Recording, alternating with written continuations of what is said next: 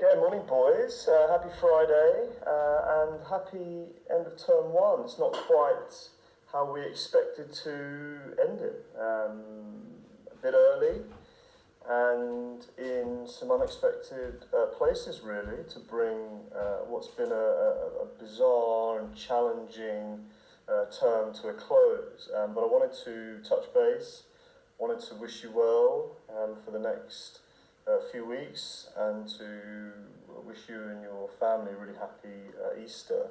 And I wanted to offer a few thoughts for what they're worth in terms of trying to not just cope but adapt and hopefully continue to move forward over this period, which will be tough for everyone. And the first is to do with mindset, really, in terms of controlling what we can control, and to do what we can to think about what we can gain from this time, rather than what is difficult. So what excites us, or what could excite us, rather than what could scare us, and if we can tweak our mindset, then we'll be in a pretty good space, I think. And I'll talk about that again in a second. So the mindset was my first one, and my second was how, without being together and without the structure of school days, I wanted to suggest to you that routine can still be your friend over the coming days and weeks, and you might be saying, well, sir, you're just institutionalized. We're on holiday now and we are free, albeit a very restricted sense of freedom. But I would put it to you that actually having a sense of structure and routine can build confidence. It can take away some of the self-doubt, and it can give you a real sense of purpose. And so I got sort of three areas really, nothing new here, but three areas which could give you a loose structure to your day. And the first of the three is to look after your body. And that's not just with the things that I bang on about the whole time in terms of getting a good night's sleep, making sure that you're eating well, staying hydrated, but actually the exercise as well. Okay, you know how big I am on the links between physical and mental health, but making sure that you are positively active every day.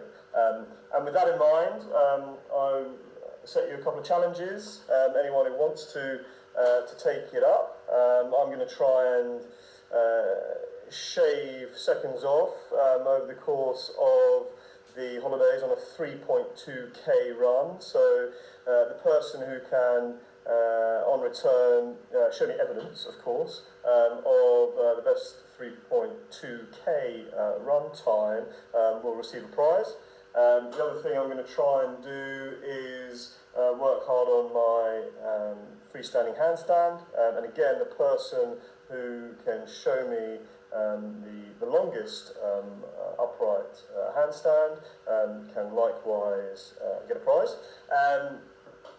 But obviously the list is endless in terms of what you can do, whether that's other aerobic stuff, if you have the ability to swim or do yoga or do a press-up challenge, or see all the exercises that are on your sports page on Canvas, and get involved with that, with some of the strength and conditioning work. So looking after the body is my first one, because of the very, very important knock-on effects to the mind, which is my second one. Now, while you have no structured work at school and it sort of goes on the back burner to a degree, I'm going to encourage you also to keep your mind active over the break and keep things ticking. Now, that might only be in the form of some reading, but also depending on what year you are, it could be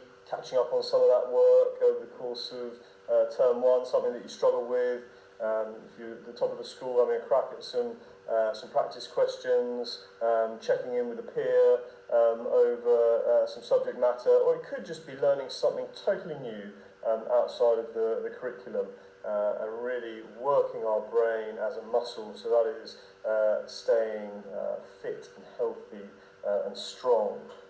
So that's my second in terms of looking after the mind, and you might add to that by focusing on breathing routines, maybe checking out some of the very good breathing apps like Calm, for example, tapping into some of the meditation work that we've been doing.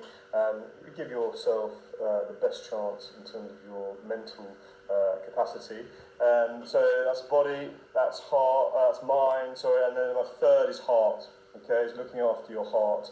And arguably the most important of all. One of the best ways of doing that is making sure that you are connecting, okay, on a daily basis. You know, humans, we are, you know, relational beasts. You know, we want to connect with others. That brings us comfort. You will obviously have a lot of opportunity to do that with close family over the next few weeks. Less so, clearly, in terms of that contact with friends, but obviously, given technology nowadays, we can make sure that we are checking in, catching up with people online, making sure that we're getting what we need out of those relationships.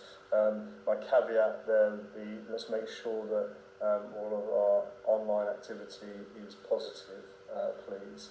And my second, in terms of looking after the heart, is to do things that make you happy, okay? To do things which bring you enjoyment, and to do lots of them, okay? And they'll be different for everyone, okay? Whether that's music, whether that's art, whether that's playing games, okay? Whether that's getting out and about on bikes, whatever it is that brings you happiness, see how much you can do of that. So, body, mind, heart, okay? Think about how you can view this next period in terms of the gains you can make, rather than what can understandably make you apprehensive. And I think that will give you the very best chance of getting through this. Okay, so that, and maybe thinking about how a routine can actually be your friend. We're here to help, lads. So please feel free to reach out whenever. Love to hear from you. And as a sort of final salvo of term one, I've just put together a little video for you, just to remind us that we do get strength in numbers and community, and that we are better together. So stay safe, stay strong, stay together, and we'll see you soon.